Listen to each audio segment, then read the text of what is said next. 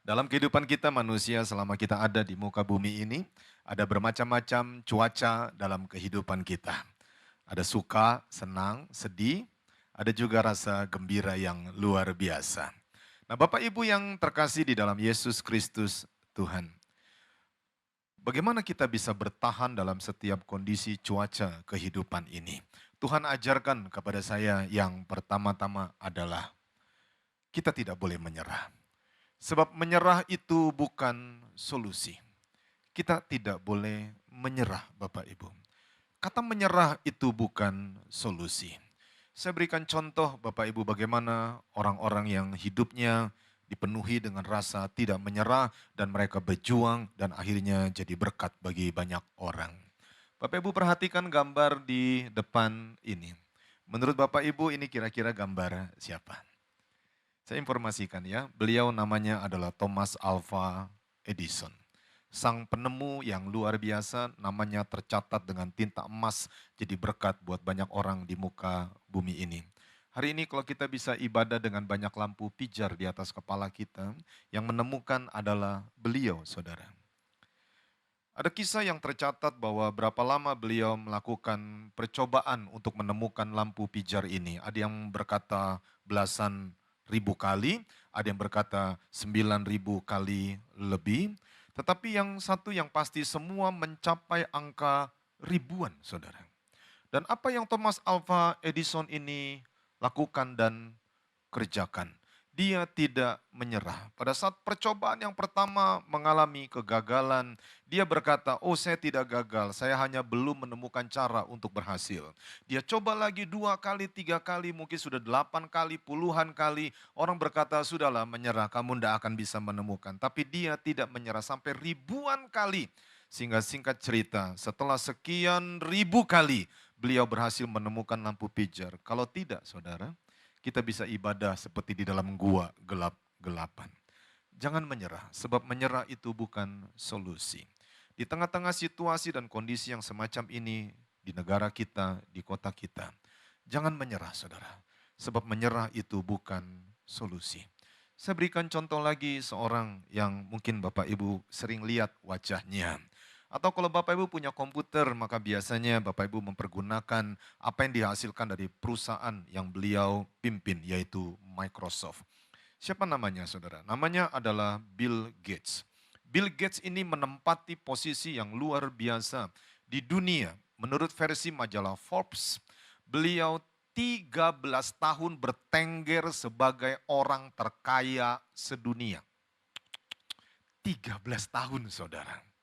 Saudara mungkin boleh merenung di dalam hati, saya orang terkaya se-RT atau sekelurahan atau sekota ya.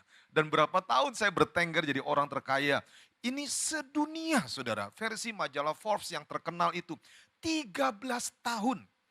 Tetapi tidak banyak orang yang tahu latar belakang beliau. Siapa yang sangka? Beliau adalah seorang yang DO atau drop out dari Harvard University. Ada begitu banyak orang bangga karena bisa keluar dari Harvard University dan mencapai gelar yang cukup tinggi. Tapi beliau tidak menyelesaikan gelarnya, saudara. Dan siapa yang mungkin sangka atau tidak pernah menduga bahwa dulu beliau adalah seorang office boy, saudara. Office boy, pembantu, pesuruh. Tidak banyak orang tahu, tetapi beliau tidak menyerah, saudara. Sekalipun dia sudah pernah DO dari universitinya, dia pernah jadi pesuruh atau sekarang kita kenal office boy, dia tidak menyerah. Bayangkan kalau beliau menyerah, maka tidak ada yang namanya Microsoft yang seperti kita kenal sekarang ini. Mungkin banyak di antara kita yang mempergunakan programnya. Kalau kita ingat baik-baik Bapak Ibu, bagaimana Tuhan menaruh di hati kita roh keperkasaan. Jadi kita benar-benar tidak boleh menyerah. Menyerah itu bukan solusi. Mari saya kenalkan lagi dengan beberapa tokoh yang mungkin akan membuat kita jauh lebih mengerti. Nama orang ini adalah Soichiro Honda. Siapakah beliau? Suatu hari di usia muda di negaranya di Jepang, beliau melamar jadi teknisi mekanik di satu perusahaan yang sangat terkenal zaman itu di masa beliau muda yang disebut Toyota Motor Corporation. Beliau melamar di sana sebagai mekanik mesin, tetapi apa yang terjadi? Toyota Motor Corporation, perusahaan big company, perusahaan besar ini menolak beliau. Pada saat wawancaranya, dia ditolak untuk menduduki posisi sebagai ahli mesin. Singkat cerita, hal itu membuat Soichiro Honda menjadi pengangguran dalam waktu yang cukup lama. Perlu Bapak Ibu ketahui, orang Jepang itu beda dengan kita, orang Indonesia. Bagi mereka pengangguran itu artinya tidak ada pemasukan, dan bukan cuma itu bisa menjadi dalam tanda petik kiamat dalam kehidupannya. Kita sudah belajar banyak bagaimana banyak orang Jepang melakukan bunuh diri karena mereka tidak punya penghasilan. Rumah mereka tidak sebesar banyak rumah orang-orang di Indonesia. Mereka berjuang untuk mendapatkan yang namanya uang buat hidup mereka sehari-hari. Pengangguran banyak membuat warga negara Jepang melakukan bunuh diri karena tekanan yang begitu kuat. Tetapi Soichiro Honda, dia tidak semacam itu, Bapak Ibu. Justru di tengah-tengah tekanan dan masalah yang luar biasa yang boleh kita katakan badai dalam kehidupannya, justru dia berjuang untuk menghasilkan sesuatu. Jadi apa yang dia lakukan? Di rumah dia mulai mengkotak-katik mesin dan kemudian dia mulai membuat sebuah skuter di rumahnya. Dan pada saat skuter di rumahnya itu jadi, tetangga mulai berdatangan. Dan mereka berkata, wow, kamu sedang membuat apa? Lalu dia berkata, saya sedang membuat skuter. Dan singkat cerita, tetangganya berkata, saya beli yang kamu produksi ini. Lalu Soichiro Honda dia begitu senang dan dia bilang, silakan. Dia dapat penghasilan. Tetangga-tetangga yang lain lihat, wow, dia naik kendaraan apa itu? Itu kendaraan yang dibikin oleh Soichiro Honda. Dan singkat cerita mereka pergi lagi ke rumah Soichiro Honda dan berkata, buatkan kami satu. Yang satu lagi berkata, kami pesan dua. Satu lagi berkata, kami pesan 5. Dan akhirnya dia mulai memproduksi skuternya, saudara.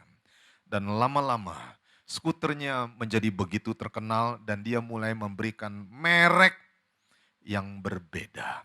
Bukan Toyota. Dia memberikan merek dari nama dia sendiri, yaitu Honda. Singkat cerita, Honda menjadi berkibar dan sangat terkenal. Saingan besar Toyota bahkan sampai hari ini. Indonesia ini banyak merek-merek mobil. Tetapi sebagian besar orang Indonesia kalau nggak beli mobil Toyota, beli mobil apa saudara? Honda. Dan untuk motor, untuk pasar Indonesia ya, saya belum pernah dengar motor Toyota, saudara. Yang saya tahu motor Honda.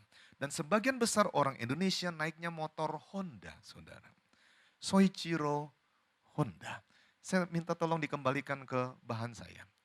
Beliau pada akhirnya mencetuskan satu kalimat yang sangat baik sekali tentang tidak menyerah. Beliau bilang begini, daripada ketakutan untuk mencoba, daripada engkau ketakutan untuk mencoba, untuk mengalami kegagalan, lalu kemudian engkau takut, akhirnya engkau nggak berani coba, lebih baik kamu takut. Takut apa? Takut kalau engkau mengabaikan tantangan, dan takutlah kalau engkau tidak berbuat sesuatu. Itu kata Soichiro Honda, owner, pendiri Honda Corporation yang sangat terkenal itu. Saudara yang dikasihi oleh Tuhan. Di tengah-tengah situasi yang luar biasa di bangsa kita hari-hari terakhir ini. Jangan menyerah. Jangan menyerah. Iblis itu terus melepaskan ketakutan dan kekhawatiran. Membuat kita rasa-rasanya fail, gagal dan tidak bisa bergerak sama sekali. Tetapi hari ini juga pesan Tuhan. Tuhan mau kita jadi orang yang tahan cuaca. Jangan menyerah, sebab menyerah itu bukan solusi. Bapak Ibu yang terkasih, mari saya mau ingatkan firman Tuhan di 2 Timotius 4 ayat 16 dan juga ayat yang ke-17. Ada seorang hamba Tuhan yang bernama Rasul Paulus. Dia pada masa-masa yang lampau, dia telah membunuh umat Tuhan. Lalu terjadi pertobatan yang luar biasa, dia mengalami perjumpaan pribadi dengan Yesus Kristus sebagai Tuhan dan Juru Selamatnya. Lalu kemudian dia tidak lagi menganiaya orang-orang Kristen. Justru dia convert, dia justru menjadi seorang pengikut agama Kristen. Apa yang terjadi? Pada masa dia memburu umat Tuhan, orang-orang Kristen di zaman itu untuk dipenjara, disiksa, bahkan dibunuh. Dia punya begitu banyak pengikut. Setelah dia jadi Kristen, Rasul Paulus, demikian namanya, mungkin dia berpikir, oh aku akan diterima oleh orang-orang Kristen yang dulu aku aniaya. Ternyata tidak, saudara. Paulus pernah mengalami masa terjepit. Pada saat dia convert jadi Kristen, dia ditolak oleh pengikut orang-orang yang dulu bersama dengan dia. Setelah dia jadi Kristen, orang-orang Kristen yang katanya penuh dengan kasih, itu juga menolak dia, saudara. Bahkan suatu hari dalam kisah hidupnya, dia pernah disidang, saudara. Dia pernah mengalami tekanan yang begitu luar biasa dan dia merasa alone, dia merasa lonely, sendirian. Bukan diisolasi di rumah, bukan saudara. Tapi dia diisolasi di penjara. Dan dia benar-benar lonely, sendirian. Kiri mentok, kanan mentok, depan mentok, belakang juga mentok. Tapi Rasul Paulus dia tahu, kalau semua pintu kiri, kanan, depan, belakang tertutup, masih ada satu yang terbuka, yaitu ke arah surga di atas, saudara. Menyerah itu bukan solusi. Apa yang Rasul Paulus tulis di kitab 2 Timotius pasal 4 ayat 16 dan 17 ini. Beliau berkata, pada waktu pembelaanku yang pertama, tidak seorang pun yang membantu aku. Semuanya meninggalkan aku. Perhatikan kata semuanya. Semuanya, saudara. Artinya dia begitu lonely, dia begitu sendirian.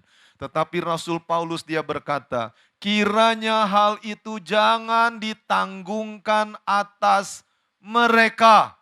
Paulus justru berkata, tetapi Tuhan telah mendampingi aku dan menguatkan aku, supaya dengan perantaraanku Injil diberitakan dengan sepenuhnya. Tuhan yang sama, mari saudara fokus. Tuhan yang sama yang telah mendampingi Paulus akan mendampingi kita melewati masa-masa sulit ke depan ini. Kalau saudara percaya, katakan amin. Tuhan yang sama yang telah menguatkan Paulus untuk tetap berdiri, itu juga Tuhan yang sama, Yesus Kristus yang adalah Tuhan yang tetap akan menguatkan kita melewati masa-masa sulit beberapa waktu ke depan ini. Setuju, katakan amin. Tujuannya apa, saudara? Ingatlah baik, supaya Injil itu tetap diberitakan dengan sepenuhnya. Ingatlah baik. Ingatlah baik, masukkan di hati kita. Menyerah itu bukan solusi, Pak. Bu, menyerah itu bukan solusi. Tuhan mau kita bertahan dalam segala cuaca kehidupan ini. Mari Bapak Ibu yang dikasihi oleh Tuhan, perhatikan gambar yang di depan ini. Saya begitu menyukai gambar ini sehingga saya taruh di komputer saya entah sudah berapa waktu gitu. Yang pasti udah lama sekali saya taruh gambar ini di komputer saya untuk mengingatkan saya. Dan saya percaya biar juga jadi berkat buat Bapak Ibu. Lihatlah dua orang ini. Yang satu ini yang di bawah. Dia pasti sudah berjuang begitu rupa dari ujung sebelah sana. Dan beberapa ketruk lagi istilahnya. Dia akan menjumpai sesuatu yang berharga, taruhlah yang disebut berlian, yang dia incer dan dia cari-cari. Tetapi apa yang terjadi? Dia merasa lelah. Dia merasa sendirian. Dan dia merasa sudah percuma. Begitu lama dia berjerih lelah. Akhirnya dia memutuskan untuk quit, untuk berhenti, untuk mundur. Dan berkata, sudahlah semua sia-sia. Padahal kalau Bapak Ibu perhatikan gambar ini, beberapa pukulan lagi, beberapa langkah lagi, dia menemukan sesuatu yang sangat berharga. Sayang sekali, dia menyerah. Entah sudah berapa banyak orang Kristen yang berkata, sudah lama aku ikut Tuhan, sudahlah percuma. Sudah lama aku melayani Tuhan, sudahlah percuma. Tidak ada perubahan, tidak ada yang disebut berkat-berkat, tidak ada. Kalau orang bilang dulu Tuhan mau datang, sampai hari ini pun Tuhan tidak datang-datang. Sudahlah. Lalu kemudian dia berbalik, dia tidak lagi mengikuti Tuhan. Lalu dia mengikuti ilah-ilah yang lain. Bapak Ibu yang dikasihi Tuhan, menyerah itu bukan solusi. Menyerah itu bukan solusi. Adakah badai kehidupanmu, sakit penyakitkah, ekonomikah, kekurangankah, ketakutankah, kekhawatirankah? Jangan menyerah. Tuhan akan mendampingi kita. Katakan amin. Tuhan akan menguatkan kita melewati masa-masa sulit dalam hidup kita. Khususnya di hari-hari belakangan ini. Bapak Ibu yang terkasih, perhatikan saudara. Mungkin kita sedang ada seperti posisi orang yang di atas itu. Jangan menyerah. Jangan menyerah. Benar-benar Tuhan akan datang saudara. Tuhan Yesus akan datang segera. Hanya kuatkan dan teguhkanlah hatimu. Dalam persekutuan dengan Tuhan tidak ada yang sia-sia. Kalau engkau jatuh, bangun lagi. Katakan amin. Kalau engkau jatuh, bangun lagi. Kalau engkau terperosok, bangun lagi. Selesaikan pertandingan kehidupanmu. Dengar saudara yang dikasihi Tuhan. Pembelajaran saya tentang firman Tuhan. Mari konsentrasi. Tuhan tidak pernah cari juara 1, juara 2, juara 3 dalam pertandingan hidup kita. Tuhan tidak cari itu. Saudara baca Alkitab baik-baik. Tuhan tidak pernah cari juara 1, juara 2, juara 3. Yang Tuhan cari apa? Yang Tuhan cari adalah orang yang mau menyelesaikan pertandingan kehidupannya. Dunia memang membuat segala sesuatu sehingga kita berlomba-lomba untuk jadi yang terutama. Juara 1, juara 2, juara 3 khususnya dalam kita bersekolah di masa-masa yang lampau. Tetapi dalam perjuangan hidup kita, Tuhan tidak pernah cari juara 1, juara 2, juara 3. Tuhan cari orang yang mau menyelesaikan pertandingan kehidupannya. Janganlah terkecoh dengan ucapan dunia yang berkata, sudah tanggung, kau sudah masuk satu kaki, kejebur di kotoran itu, di lumpur dosa itu, sudahlah, nyebur satu kaki, nyebur dua-dua aja, udahlah tenggelam dalam lumpur dosa. Tidak saudara, jatuh, bangun lagi, terpeleset, berdiri lagi, lari lagi, selesaikan pertandingan kehidupan kita. Setuju? Katakan amin. Saya mau putar sebuah video singkat, diambil dari sebuah kisah nyata. Video ini telah memberkati saya. Setiap kali nonton video ini, selalu saja ada sesuatu yang indah yang terbersit di hati saya.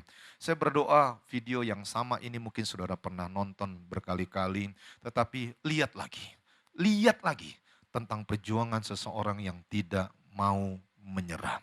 Dia bukan juara 1, tetapi apa yang dia lakukan membuat dia terkenal sedunia sampai hari ini sebagai seseorang yang tidak menyerah. Mari kita lihat cuplikannya Bapak Ibu ya. Diambil dari sebuah kisah nyata di Olimpiade tahun 1992. Orang ini namanya Derek Redmond. Atlet dari Inggris.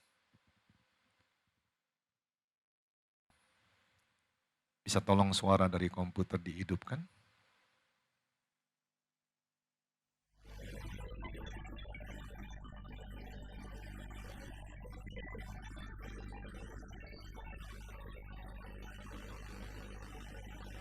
Lihat lagi, perhatikan lagi. Sebab ini bicara mengenai pertandingan kehidupan kita juga. Ada bencana, ada malapetaka. Justru di saat putaran yang terakhir. Sepertinya sesuatu yang tidak enak sedang terjadi. Sesuatu yang menggelisahkan. Bukan dari luar, tapi dari dalam.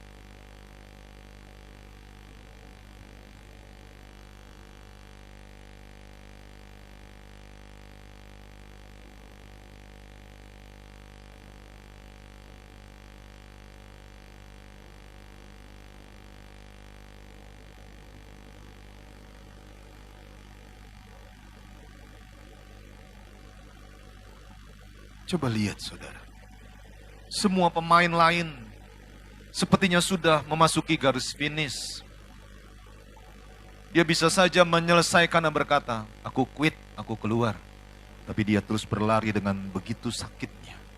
Sampai tiba-tiba ada seseorang yang berlari dari pinggir lapangan.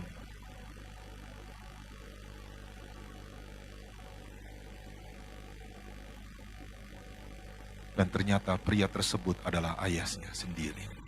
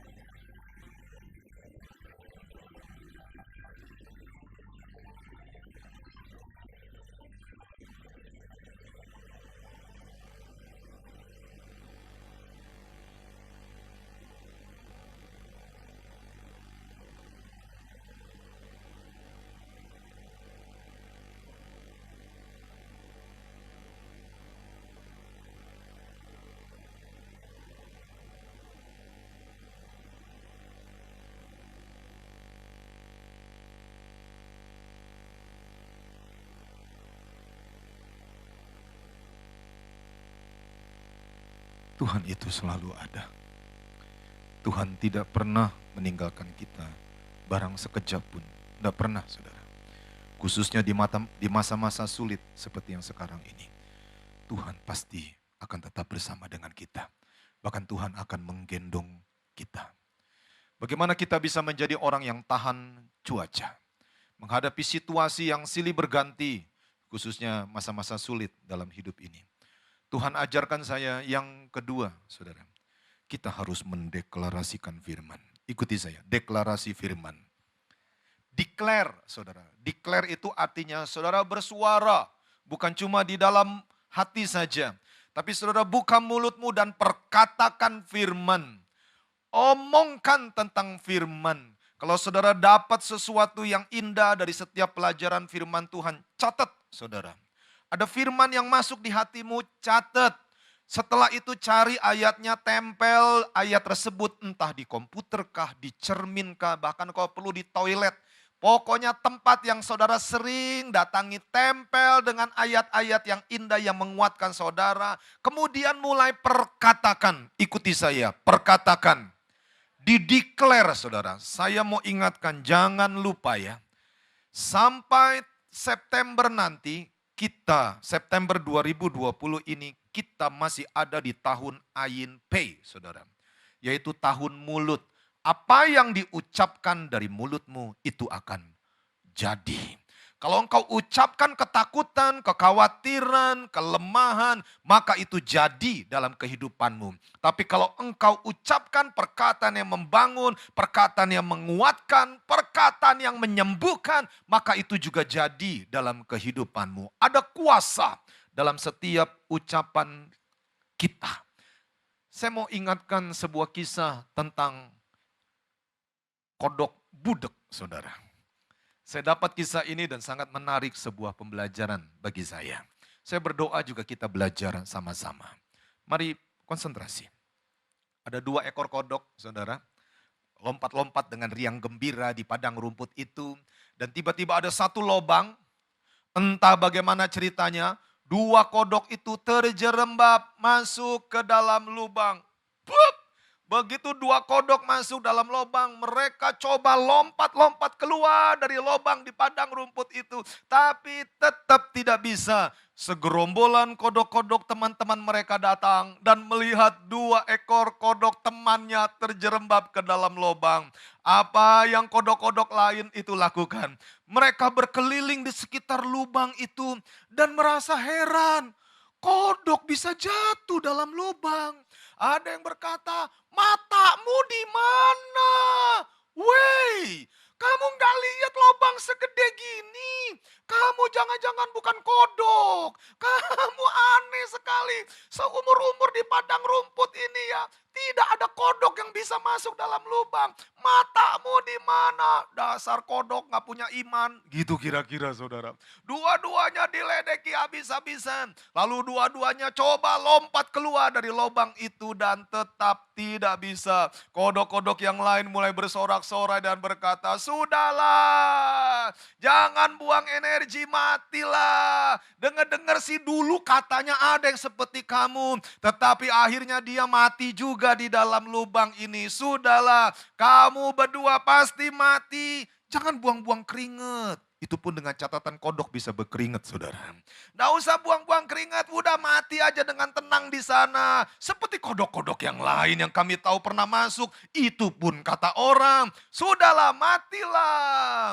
Lalu yang satu kodok itu akhirnya terpengaruh dengan ucapan kawan-kawan yang meledek di atas. Mencemooh dia sebagai bukan kodok yang bijak. Kodok nggak ada iman, kodok nggak ada kepercayaan, kodok nggak punya mata, kodok beloon binti halofok begitu. Lalu kodok yang satu itu dia mulai celentangkan. Apa itu celentang ya?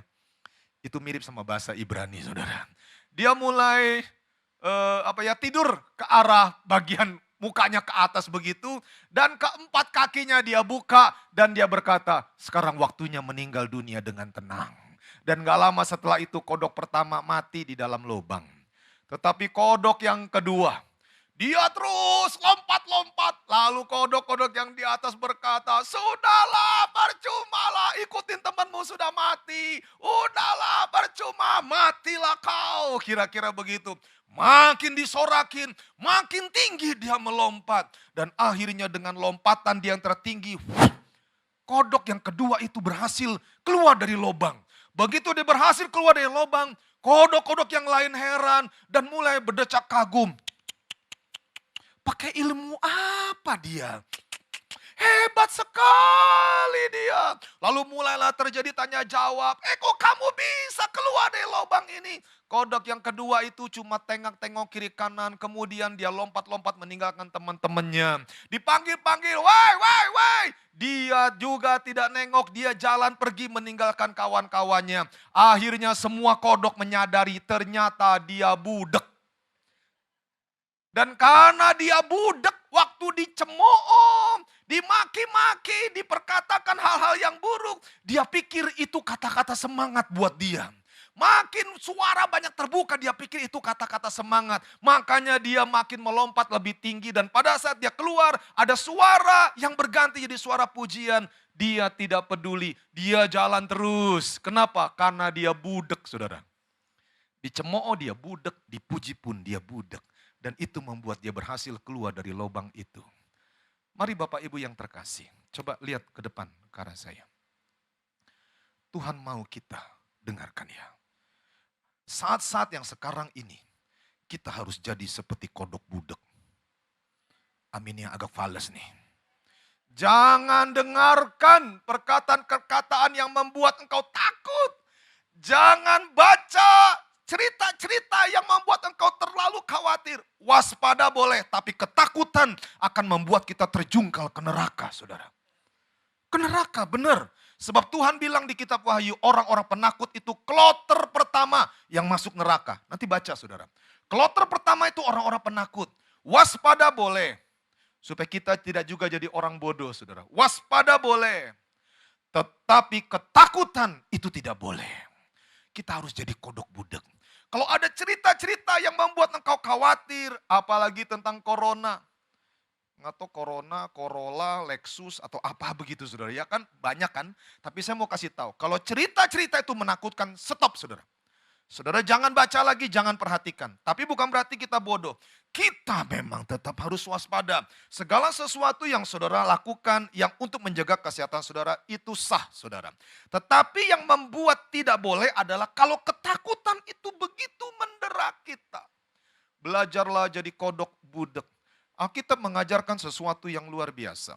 Ayo coba kembali ke bahan saya. Kalau boleh tolong ditampilkan terus ya. Alkitab mengajarkan sesuatu yang menarik dan begitu indah. Jagalah hatimu dengan segala kewaspadaan karena dari situlah terpancar kehidupan. Saya sengaja tampilkan di bahasa Inggrisnya. Engkau harus jaga hatimu di atas segala-galanya. Engkau harus jaga hatimu sebab hatimu itu adalah sumber kehidupanmu. Pertanyaannya yang menarik. Kenapa Tuhan mau kita jaga hati kita? Saudara tahu kenapa? Karena hati ini lemah. Hati ini lemah. Kalau saudara seorang dokter atau bergerak di bidang medis, saudara akan tahu benar-benar hati manusia, ini hati beneran nih di dalam fisik kita, itu lemah. Makanya itu harus dijaga. Dan yang menarik hati itu, saya baca di catatan saya, hati adalah tempat di mana darah itu disaring. Dan karena dia lemah, dia harus dijaga. Karena dia tempat menyaring darah itu. Kalau fungsi hati melemah, maka dia fungsi menyaring darahnya sudah mulai kacau. Sehingga darah kotor itu tidak lagi disaring sama dia bercampur dengan darah besi. Yang akibatnya membuat orang hidupnya itu dalam bahaya. Dalam danger, saudara. Kenapa? Karena hatinya sudah tidak berfungsi lagi. Kenapa Tuhan bilang jaga hatimu? Karena di situ tempat kita menyaring apa yang disaring, yang masuk ke dalam hati kita. Yang masuk ke dalam pikiran kita, ke dalam hidup kita, itu yang harus disaring. Kalau saudara membuat hati saudara masuk semua berita-berita yang negatif, maka saudara keluar akan jadi negatif. Sebab sudah bercampur dengan sesuatu yang positif dan ngeri sekali. Kalau saudara tidak kuat membuka media sosial, jangan buka medsos, jangan buka media sosial. Khususnya untuk berita-berita yang membuat saudara cemas, khawatir, dan ketakutan. Sebab itu akan membuat saudara tiba-tiba hatimu jadi tidak enak. Ketakutan dan kekhawatiran itu mencengkeram hidup kita. Sehingga kita tidak bisa jadi berkat bagi banyak orang. Saudara suka atau mengenal yang namanya Mbah Google, searching itu. Kalau saudara mulai, nih coba lihat nih, nanti boleh dites juga sih. Buka Google, lalu kemudian saudara cari ini, penculikan anak. Atau buka YouTube, saudara cari penculikan anak. Apa yang terjadi? Tidak lama setelah itu, semua berita tentang anak yang diculik, bahkan tahun-tahun sebelum saudara lahir akan dikeluarkan oleh Mbah Google atau Mr. YouTube itu. Bahkan besok, saudara buka lagi Google, dikirimkan lagi berita-berita penculikan anak. Tiba-tiba saudara ketakutan. Wow, di seluruh dunia anak-anak semua diculik. Sehingga akhirnya saudara begitu ketakutan dan cemas. Bukan cuma tentang anak saudara, bahkan tentang anak-anak orang lain. Sehingga saudara nyaris tidak bisa bergerak karena kekhawatiran, kecemasan. Minggu depan buka Mr. Google lagi. Buka Mbah Google atau Nabi Google. Tetap aja berita penculikan itu masuk. Kecuali saudara mulai hapus historinya. Hari ini saudara yang dikasih Tuhan. Jagalah hati kita masing-masing. Supaya kita jadi orang yang tahan cuaca hari-hari terakhir ini. Jagalah hatimu dengan segala kewaspadaan. Apa yang boleh masuk di hati kita? Alkitab mengajarkan begini. Semua yang benar, semua yang mulia, semua yang adil, semua yang suci, semua yang manis, semua yang sedap didengar, semua yang disebut kebajikan dan patut dipuji. pikirkanlah semuanya itu. What you see is what you get. Kalau saudara dapat berita-berita yang buruk, maka keluarnya akan buruk. Tapi kalau saudara dapat berita-berita yang luar biasa, maka saudara juga akan jadi luar biasa. Semua yang benar, yang mulia, adil, yang suci, yang manis, yang sedap didengar, yang disebut kebajikan dan patut dipuji, itu yang boleh masuk di hati kita. Saudara mungkin takut dengan corona hari-hari terakhir ini. Ketakutan manusia ya, namanya manusia saudara. Sejak manusia yang pertama jatuh dalam dosa, catatan saya 90% kita selalu memikirkan tentang masalah dan kesulitan. 90% hidup kita selalu khawatir dan begitu worry-nya 90%. Bagaimana supaya kita jadi orang yang tahan cuaca? Gini loh saudara. Kalau saudara sudah nangkap berita-berita yang cukup menakutkan misalkan tentang corona. Dan saudara mulai berpikir tentang aduh keluargaku bagaimana, aduh kehidupanku kelak bagaimana, aduh usaha bagaimana. Ngelihat ada orang-orang yang sepertinya begitu hilang akal budinya. Mereka jadi ras, mereka jadi kacau begitu. Maka waktu saudara berpikir, aku nanti bagaimana ya, keluargaku bagaimana ya, karirku, sekolahku, bisnisku, masa depanku bagaimana ya. Saudara harus deklarasikan firman. Semua yang benar, adil, mulia itu yang suci, itu dari firman Tuhan. Begitu ketakutan menjelma menjadi kekhawatiran dan menekan hidup saudara, bahkan mulai jadi fobia hari-hari terakhir ini, maka hari ini juga saya kasih tahu, baca Mazmur 91. Baca Mazmur 91, bukan cuma dalam hati, declare saudara. Orang yang duduk dalam lindungan yang maha tinggi dan bermalam dalam naungan yang maha kuasa akan berkata kepada Tuhan, tempat perlindunganku, Allahku yang aku percayai. Lalu baca terus saudara, baca terus sampai apa? Sampai kekhawatiran itu hilang. Dan setelah itu jangan diisi lagi dengan kekhawatiran, kecemasan. Saudara yang mengerti katakan amin. Mulai declare saudara, mulai declare. Saudara begitu perkatakan terus, saya masih percaya firman Tuhan itu berkuasa. Ikuti saya, firman Tuhan itu berkuasa. Salah satu sahabat kami, dia beberapa waktu yang lalu kena penyakit yang menurut saya cukup aneh saudara. Tiba-tiba di badannya mulai keluar bercak-bercak. Dan tentu saja itu menakutkan buat dia. Katanya sih alergi, tapi menurut saya alerginya cukup parah saudara, sampai harus masuk rumah sakit. Dan dia juga bingung bagaimana teknik pengobatan yang benernya itu bagaimana. Dan setelah dirawat di rumah sakit, penyakitnya menurun hanya sedikit saja, tapi masih ada bercak-bercak yang luar biasa itu. Lalu beliau teringat dengan Mazmur 91. Dan saudara tahu keajaibannya? Dia mulai mengisi hatinya bukan dengan kekhawatiran, bukan dengan ketakutan, atau bukan dengan kemampuan dia atau kemampuan dokter. Dia isi dengan firman. Dan waktu dia mulai perkatakan Mazmur 91, beliau yang setahu saya tidak pernah bersaksi seumur hidupnya. Tapi hari-hari terakhir ini dia bersaksi. Setelah beliau baca Mazmur 91, penyakitnya disembuhkan oleh Tuhan. Kita berikan dulu tepuk tangan yang kencang buat Tuhan kita yang baik. Katakan haleluya. Saudara, mari perhatikan. Engkau yang melihat tayangan ini juga perhatikan. Tuhan mau kita jadi orang yang tahan cuaca. Tuhan mau kita jadi orang yang kuat, bukan cuma pemenang, tapi lebih dari pemenang. Ketakutan, kekhawatiran itu membuat kita menjadi begitu lemah. Boro-boro jadi pemenang, jadi pecundang saudara. Tuhan mau kita jadi pemenang, bahkan lebih dari pemenang. Dan tidak ada cara lain, saudara dan saya, kita harus declare firman. Hari ini kalau saudara dapat firman Tuhan, tiba-tiba itu masuk di hati saudara, catat saudara. Dan mulai terus perkatakan, di masa-masa sulit yang sekarang ini kekuatan kita datangnya dari Tuhan. Setuju, katakan yes. Kekuatan kita datangnya dari Tuhan dan Tuhan sudah janji. Apa yang keluar dari mulutku, kata Tuhan, tidak akan kuubah. Tuhan itu bukan Tuhan yang melanggar perjanjian. Tuhan tidak pernah melanggar perjanjiannya. Makanya begitu kita berani memperkatakan firman Tuhan yang adalah Tuhan itu sendiri, Tuhan akan bertindak. Bahkan malaikat-malaikatnya diperintahkan untuk berkemah di sekeliling kita. Setuju, katakan yes. Seorang hamba Tuhan berkata, virus itu punya mata. Virus itu punya mata, saudara. Saya waktu merenungkan dan saya sedang terus merenungkan, virus itu punya mata, saudara. Tidak ada sesuatu pun yang terjadi atas hidup kita. Kalau Tuhan tidak izinkan, tidak akan terjadi. Tapi kalau sampai Tuhan izinkan, itu pasti mendatangkan kebaikan. Sepakat katakan yes.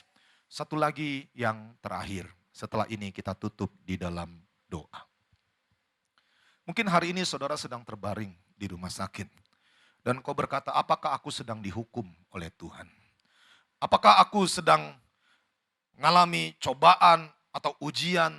Apapun yang sedang saudara pikirkan hari-hari terakhir ini. Percayalah bahwa segala sesuatu kalau Tuhan izinkan, pasti mendatangkan kebaikan. Bahkan kematian pun bukan sesuatu yang menakutkan bagi kita orang yang percaya. Karena kematian artinya kita berjumpa dengan Tuhan yang mengasihi kita. Artinya kalau seseorang mengalami kematian, rumah dia sudah jadi saudara di surga. Kenapa saudara dan saya sebagai orang Kristen, anak-anak Tuhan, kita masih ada di muka bumi ini karena rumah kita di surga belum jadi. Kalau rumah saya sudah jadi, saya nggak akan ada bersama dengan saudara. Kalau rumah saudara sudah jadi di surga, saudara tidak akan ada bersama dengan kita. Kalau rumah saudara sudah jadi, saudara tidak akan menonton tayangan ini. Artinya rumah kita belum jadi. Tapi kalau sampai kematian itu tiba, janganlah khawatir. Sebab Tuhan itu adalah gembala kita. Kita akan ada bersama-sama dengan Tuhan. Kematian bukan satu hal yang menakutkan. Hari-hari terakhir ini, iblis mencoba memakai kematian untuk menakutkan bagi banyak orang. Tapi biarlah bagi kita yang percaya, jangan takut saudara. Waspada boleh, tapi ketakutan itu tidak boleh. Waspada boleh, tapi kekhawatiran yang menjadi-jadi itu tidak boleh. Berjaga-jaga itu harus. Tapi begitu saudara ditekan dengan intimidasi sehingga saudara tidak bergerak sebagaimana harusnya orang Kristen bergerak, maka apa yang terjadi? Kita tidak akan jadi berkat bagi banyak orang. Dan kalau kita mengalami masa-masa sulit hari-hari terakhir ini, temukanlah alasan bagi kita. Selalu saja ada alasan bagi kita untuk kita tetap bisa mengucap syukur. Temukanlah saudara. Ikuti saya, temukanlah. Bahkan pada saat kita ditindas begitu oleh problem, masalah, badai hidup ini. Perhatikan, pemazmur sendiri berkata, Mazmur 119 ayat 71. Bahwa aku tertindas, itu baik bagiku. Supaya apa? Supaya aku belajar ketetapan-ketetapanmu. Kenapa? Tertindas itu baik. Karena begini, pemazmur itu mencatat, dikatakan demikian, sebelum aku tertindas, aku menyimpang. Menyimpang dari apa? Dari setiap aturan-aturan Tuhan. Tetapi sekarang aku berpegang pada janjimu. Hari-hari ini orang yang tidak berdoa, mereka mulai jadi pendoa. Kenapa? Karena corona, saudara. Orang yang tadinya tidak takut, tidak mau mikir tentang kematian, sekarang mulai takut dan mikir tentang kematian. Dan mulai juga ada yang bertanya-tanya, saya kalau mati pergi kemana ya? Tiba-tiba sesuatu terjadi. Tertindas itu baik. Begitu seseorang ngerti tertindas itu baik, kenapa? Karena sebelum tertindas dia menyimpang. Tetapi kalau sudah ngerti, beliau akan berkata, sekarang aku berpegang pada janjimu. Sebab firman Tuhan itu adalah murni adanya. Katakan amin. Saudara, seimbangkan hidup ini. Seimbangkan saudara. Seringkali saya mau ingatkan kita seringkali fokusnya pada masalah. Tapi seimbangkan. Temukan kebaikan Tuhan. Temukan kebaikan Tuhan. Fokus setelah itu pada kebaikannya Tuhan. Jangan fokus pada masalah diri sendiri. Jangan fokus kepada keegoisan diri sendiri. Hari-hari terakhir ini banyak orang terlihat aslinya. Bagaimana dia egois dengan diri dia sendiri. Seorang kawan beli sebuah alat pel yang katanya bisa membunuh bakteri cairan itu. Dia sudah sampai kasir, dia taruh. Tiba-tiba ada orang yang egois. Direbut saudara. Direbut cuma gara-gara corona coba. Direbut saudara. Dan dia berkata ini milik saya. Lalu bagaimana sikap kita sebagai seorang anak Tuhan pada saat barang dagangan itu direbut? Tunggu sampai saudara ngalamin sendiri saudara. Tapi poinnya adalah seimbangkan. Hari-hari ini banyak orang fokusnya pada diri sendiri dan lupa keadaan orang lain yang jauh lebih menderita daripada dia. Ketakutan tentang kematian, tertular atau menularkan. Ya itu wajar karena kita manusia. Tapi jangan sampai menjadi ketakutan yang tidak wajar, saudara. Waspada boleh, berjaga-jaga boleh. Saya mau ingatkan sekali lagi. Janganlah kekhawatiran, ketakutan itu begitu menguasai kita. Itu bukan maunya Tuhan. Justru di saat-saat yang seperti sekarang ini, biarlah saudara dan saya tetap jadi berkat. Kalau sudah mengalami kesulitan hari-hari terakhir ini, mungkin engkau juga sedang kena yang namanya corona. Jangan menyiksa dirimu sebagai orang yang berdosa dan layak dihukum oleh Tuhan. Mulai ingat kebaikan-kebaikan Tuhan, selalu aja ada sisi baiknya. Seimbangkan saudara, seimbangkan, fokus setelah itu pada kebaikan Tuhan. Saudara lihat orang-orang ini, mereka adalah orang-orang yang hidupnya bergantung kepada oksigen yang ada di tabung ini. Di pembelajaran saya, saudara, ini pelajarannya. Dalam sehari manusia itu, saudara dan saya, menghirup berapa liter oksigen sih? 2.880 liter oksigen. Itu kita satu hari. Nitrogen, 11.376 liter nitrogen. Catatan terakhir yang saya catat, harga berubah-berubah saudara, apalagi situasi semacam ini. Di catatan saya yang terakhir, harga 1 liter oksigen itu berapa? Di catatan saya ya, tentu saja harga fluktuasi. Rp25.000 per liter. Enggak mahal saudara, Rp25.000 per liter. Kalau nitrogen 10.000. Coba saya lihat nih, mudah-mudahan tidak salah. Nitrogen, ya betul, 10.000 per liter. Jadi satu hari kita menghirup udaranya, ini baru oksigen dan nitrogen saudara ya. 2.880 kalau mau dijadiin rupiah kali 25.000. Kemudian 11.376 kali 10.000. Saudara tahu setelah dikalkulasi dihitung ternyata satu hari ya, kita itu membutuhkan biaya nih untuk hirup udara cuma 2 ini tok misalkan begitu. Enggak terlalu mahal sih, satu hari hanya 185 juta rupiah saja per hari. Coba boleh tanya kiri kanan, apalagi nonton sama keluarga, kasih tahu gajimu sebulan berapa? Gajimu sebulan berapa? 185 juta per hari, itu investasi surga buat hidup kita. Terus, kalau satu hari 185 juta, satu bulan berapa? Kali aja kira-kira 30 hari. Karena satu bulan rata-rata 30 hari. Maka satu bulan kita membutuhkan biaya untuk udara 5,5 miliar. Saudara. Satu bulan. Kalau saudara kali 12. Maka akan menemukan angka yang cukup fantastis saudara. 60-an miliar. Satu bulan. Satu tahun. Satu tahun saudara. Lalu bagaimana kalau seandainya kita udah hidup 50 tahun, kali aja 50. Itu sudah jatah saudara yang saudara habiskan untuk hidup. Makanya Tuhan bilang engkau berharga dan mulia. Makanya Tuhan gak mau ada seseorang bilang aku udah gak berharga. Kalau masih hidup dan hirup oksigen, engkau berharga saudara. Karena investasinya itu begitu mahal sekali untuk kita. Saudara mungkin tidak pakai tabung oksigen semacam dia. Tapi kalau saudara ngerti biaya saudara dan saya hidup satu hari 185 juta. Maka saudara akan ngerti masih ada alasan untuk kita bisa mengucap syukur sama Tuhan. Setuju katakan amin. Tuhan itu udah investasi begitu banyak. Pertanyaannya adalah ini loh saudara. Masihkah kita enggan untuk bersyukur kepada Tuhan? Masihkah kita nggak mau bilang terima kasih sama Tuhan bahkan di tengah-tengah badai, di tengah-tengah kesulitan. Ingat selalu aja masih ada sisi baiknya. Fokus pada kebaikan Tuhan. Jangan fokus pada kekhawatiran, jangan fokus pada ketakutan. Mari kita tundukkan kepala dengan sikap hormat di hadapan Tuhan.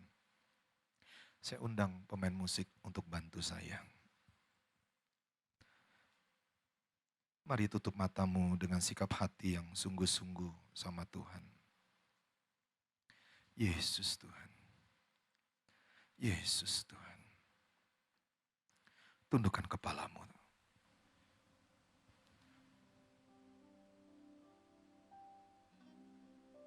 Tahan cuaca.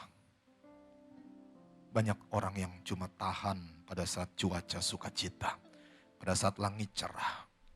Tapi di tengah-tengah badai, di tengah-tengah kesulitan, Tuhan juga mau kita tetap tahan cuaca. Jangan menyerah. Sebab menyerah itu bukan solusi. Jangan menyerah. Tetaplah kuat di dalam Tuhan. Tetaplah kuat di dalam Tuhan. Ingatlah orang-orang yang sudah mendahului kita yang begitu cinta Tuhan.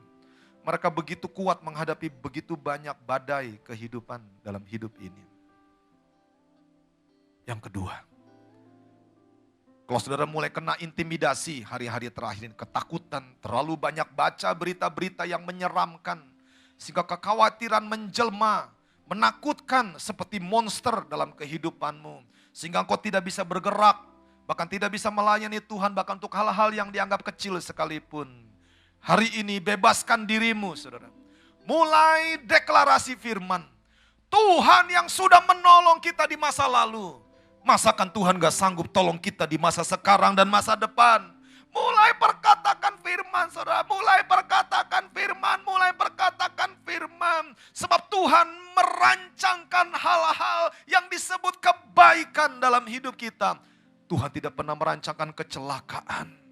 Orang yang berlindung bermalam dalam naungan yang maha tinggi akan berkata tentang Tuhan yang menolong dan mengasihi dia. Jangan takut, saudara.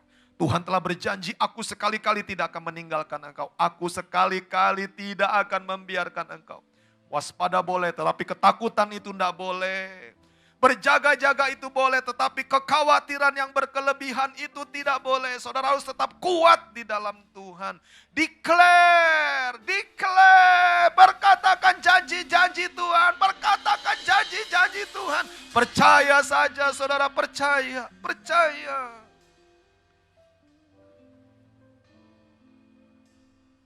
Dan di atas itu semua, ucapkanlah syukur. Masih ada hal-hal yang baik yang sedang Tuhan kerjakan dalam hidup kita. Minimal saudara jadi punya waktu bersama-sama dengan keluarga hari-hari terakhir ini. Mungkin kita sudah lama gak ada sabat di dalam keluarga. Sekarang saudara bisa sabat bersama-sama. Mengkuduskan hari Tuhan bersama-sama dengan keluarga. Mungkin kau selama ini gak ada waktu bercakap-cakap dengan istri dan anak-anak. Sekarang tiba-tiba engkau mau tidak mau harus ada bersama-sama dengan keluargamu dan bercakap-cakap. Ada banyak hal-hal yang indah, hal-hal yang baik, saudara. Jangan bersungut-sungut, tetaplah mengucap syukur kepada Tuhan. Mari angkat tanganmu yang percaya. Di saat badai bergelora, ku akan terbang bersamamu. Bapa kau Raja atas semesta. Katakan, ku tenang sebab kau.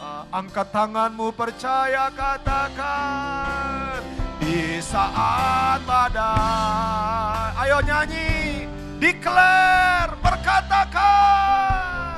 Akan terbang bersamamu.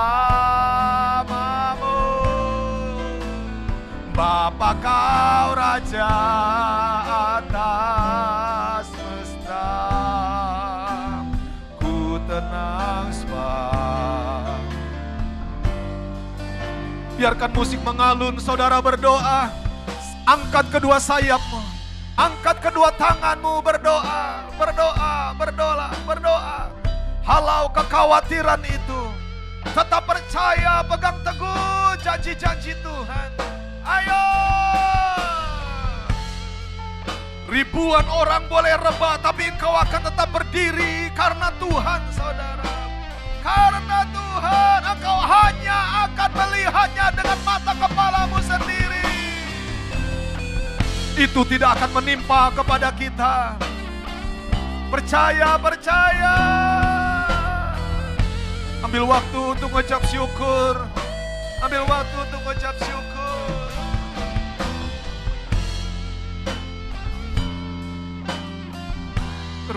Terpujilah namamu Tuhan.